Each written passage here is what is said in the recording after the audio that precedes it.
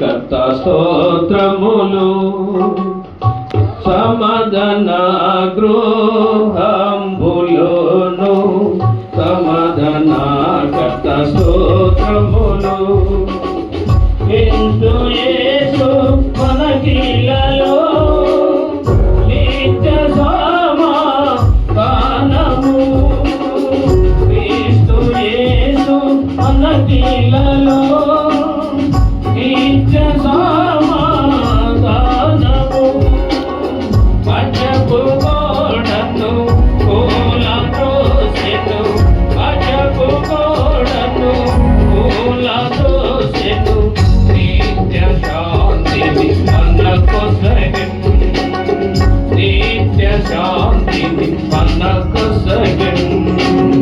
సమాధాన గృహంబులోను సమాధాన కర్త స్తోత్రములు.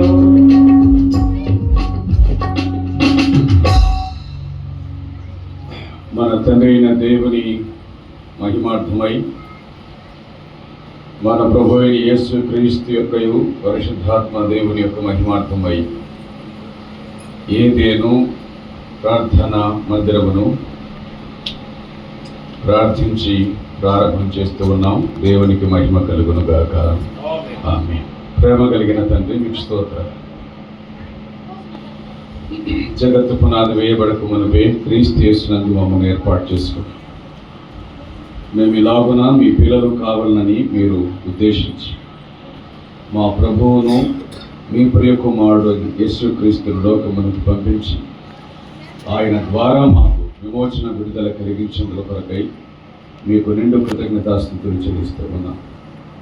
సువార్త విస్తరణలో భాగంగా ఈ స్థలమందు మీ దాసులను మీరు ఏర్పాటు చేసుకొని వారిని పంపించి మా ఎదుట ఉన్నటువంటి ఈ మందిరాన్ని మీరు నిర్మించేందుకు స్తోత్రాలు చెల్లిస్తూ ఉన్నాం. నా మందిరం అనేక జనులకు ప్రార్థనా మందిరం అనబడును అని సెలవిచ్చినట్లు అనేక మంది ఇందులో ప్రవేశించి నెమ్మది, శాంతి, సమాధానం, రక్షణ భాగ్యం పొందగలిగినట్లుగా మీరు దీవించండి. మీ దాసుల పరిచయను ఆశ్రయించండి.